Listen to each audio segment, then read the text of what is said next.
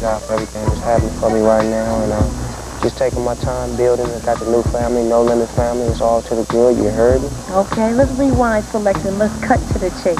What happened the day you woke up and said, Death Row, I'm done? Well, basically, I had a long discussion with God, the man upstairs, and he told me that I'd done all I could do for them. It was time for me to move forward, to do other things with my life, to make my career bigger and brighter. You know what I'm saying? Just to move forward. You know, you got to gradually grow in this game, and as I grow, the label grows, and unfortunately, the label didn't grow. I didn't have a chance to because the CEO was locked up, and I want to tell Suge Knight, keep your head up right now, but you know, along them lines, you know, the label couldn't grow with me, so I had to give it a label that was new and willing to grow with me, and No Limit, the world's #1 rap label in the world, got the world's #1 rapper in the world. Hello. Please believe it. Okay, but I think you shocked everybody on your approach upon your release of leaving Death Row. Did you kind of like anticipate that you would have repercussions on the way you left by going to the press and saying that you felt like maybe your life was threatened a little bit? Well, sort of, kind of in the beginning, I was sort of lost, you know what I'm saying? I was misled, and you know, I was lost, and you know, that's how we are a lot of times. We make mistakes, and I made a lot of mistakes through them times, and you know, I was giving my mind back and my wisdom and my knowledge, and I'm able to move forward and do it in a professional manner and close business with them and start. Yeah, there are a lot of people, though, who you kind of maybe left behind, who feel like you abandoned Death Row, that you didn't have that loyalty that they expected. Basically, I mean, but, you know, it's still all love. I love everybody over there, you know what I'm saying? They know that individually. I love them all the same way. It's just Snoop Dogg grew and he got bigger, so he had to get into a new situation. But, I mean, maybe in the near future, I'll be able to do something with the artists, with the business over there. You never know. I mean, my mind is open right now. I ain't playing hating. I ain't tripping on nothing. I'm trying to make music and be here forever. I'm trying to be a grandfather. No question, no question. What is your relationship with Suge now? I mean, I heard you give him a shout-out. All praises to him. Yeah, for sure. I mean, you know, I respect his hand, his business hand. I respected him when he was on the street, so I definitely got to respect him while he locked up. So, you know, I say that to say this. You know, it ain't nothing but love. You know, everything he taught me, I appreciate it. I appreciate them for being there for me through my trial, supporting me, staying down with me, keeping me strong, inspirational. And that's something that, you know, you can't repay. And, you know, just like the records that I made for him, that's something that you can't repay. So we take the good with the bad and the bad with the good, and we just move forward from there. Definitely. And with Daz being your cousin, are you guys still going to be able to work together, even though he is now CEO of Death Row, and you're here at the No Limit Camp? You guys still have that bond and will work together? Exactly. You know what I'm saying? He did some things on my new album, The Game Is To Be Sold, Not To Be Told. He did some scratches, and he helped me out with a song I did with John B. DOG's Get Lonely. He helped me come up with some words. You know, me and my cousin will always be family. Me and Suge will always be cool. I mean, that was business. You know, it wasn't nothing personal, it was business. We made money off each other, we made careers off each other, we had good times, and, you know, we just gradually grow. As time moves forward, we have to move forward and get on with our lives, and that's all it's about. Don't go nowhere. We're going to keep Bond and get in his head. See how he's really Why didn't you just say, it's all about Snoop, let me do my own thing, my own label situation, my own distribution, my own records. Why did you feel like you needed to go to another family? Because I'm too big of an artist to be trying to, you know, juggle the two, to juggle business and creativity at the same time. And Master P gives me the creative room to do my creative side and be the artist that I know that I am, and they promote it and work it to the fullest. And the business side will come later, you know what I'm saying, as far as me establishing a label and doing this and that. I just wanted to be the best artist that I could be and establish myself fully as an artist, knowing that, you know, my skills and my status as an artist had to be completely in order before I stepped into the realm of trying to get a label and an artist. Because it's hard, and a lot of artists don't understand that it takes a lot of work. You just don't put out one record and get a big house, or go to the store and buy a 40 ounce and get your hair braided and put on some khakis and think you Snoop Dogg. It takes a whole lot of work and dedication. I mean, I don't have the patience to deal with it, you know what I'm saying, basically. So I just wanted to get with a situation that can help my situation better. And Master P and them was like blockers for me. You know, I'm a quarterback, and I needed some good protection while I was in the pocket. And I needed people to block for me and catch the passes and run the routes and do all the right things, and they already was doing that. Right. So I slide right into their program. They helped me, I helped them, and we're going to take this tank overseas. Now, is it the fact that maybe the No Limit Camp is riding a big wave right now that you drifted towards them as opposed to E40 in the Clique or the Bad Boy Camp or So-So Def or whoever? It was more hospitable, it was more vibe. Snoop Dogg only gonna react on what he feels, and I'm a feel type of person. I got a lot of friends in the music industry from different places of the world. Master P and them, it didn't feel like no regular friendship. It felt like family.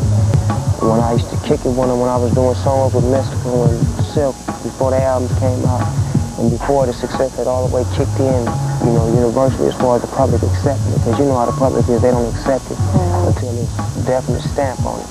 But to say that, to say this, when I was doing all of that, our relationship was going from friends to family because they knew I was trying to, you know, move forward, but they didn't press the issue and they just opened the doors and had opportunity that could save the day. And I mean, all the other labels, y'all tried to do y'all thing, but you know, y'all didn't step to the table the right way, so it's y'all lost, you know what I'm saying? I was getting at all y'all beforehand. I went to the paper, I said I wanted help, and well, now I'm with No Limit, and I'm back on top. So please believe me when I tell you this. You got them in the studio too? No, this one right here be in the studio. Spank like basketball and video games. And I like football. You like football too? Can you play real good? You should have brought your football to your fans. Now, how important is this picture to you? It's everything to me. You know, this is what I come home for. This is what I wake up to. And this is all I'm here for.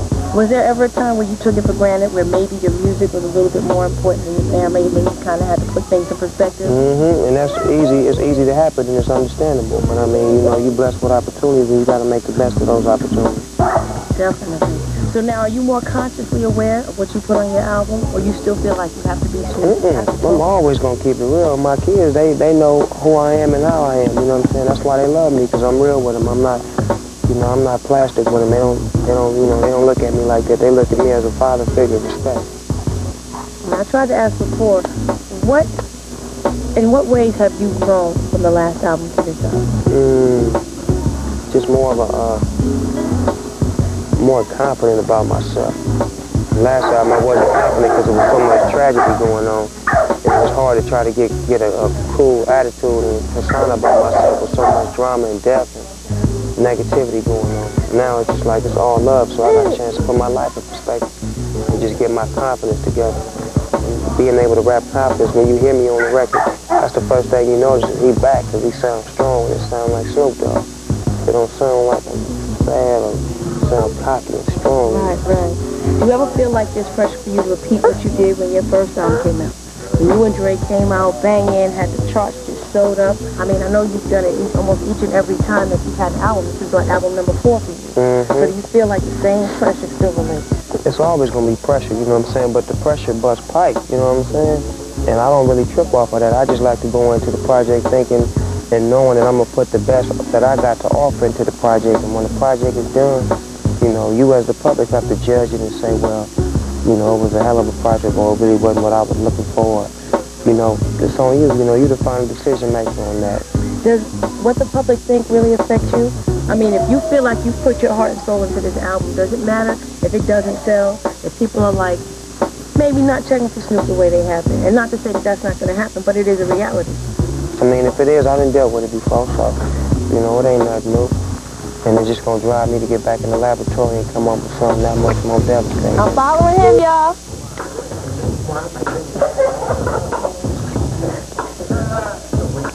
Come behind.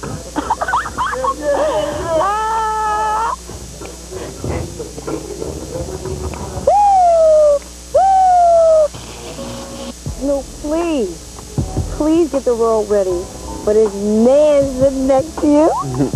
This is the Park Ranger right here, my Uncle Junebug, live in the place. Don't try and get all shy now, because he's truly been kicking game over here. Well, I'm not getting live in place, because I am fresh and I am live. I'll always be there, you know. Tell him how Italian you are. Phenomenal Italian. That's the mole right there, that's the mole. That's right. I'm supposed to be the mole. I'm the oldest of all the dogs. There wasn't no dogs until I came along. Okay, what does it mean to be a dog? A nasty dog. That's what it means. And I am a nasty dog. The first time you ever saw his video or you ever heard his music on the radio, how did you feel? I felt good. You know, it brought back things that I used to do. Because, see, I was a music man anyway, and when they were little, I'm the one that used to play like Jackie Wilson, James Brown, all that. I used to babysit them. And then, hey, I knew they was going to carry on if I leave today. the man would carry on as a park ranger in the house. I ain't a stranger to danger because I'm the nephew of the park ranger. Okay, what was the video he was in? Snoop Upside Your Head. That's right. What's that dance step you was doing? Hey, they all like that. But see, you know what? I'm beginning to start showing people because my dance is all over New York, it's all overseas and everywhere. And hey, I should be getting paid. Hey, give me some. I'll give you some. That's right. I feel you on that. That's right. Don't be stealing because everybody like that. And then I got the hammer. You put the hammer? Yeah. How you do the hammer? Show me the hammer one time. You gotta stand up and do a stand up. You gotta get it like this here, and get it, and get it, and get it, and then come back, and hey, that's right. That's all the you hammer. choreographers out there, don't be stealing it, baby. It originated. That's right, because if I see it on y'all's show, y'all got to come up with some money. That's right.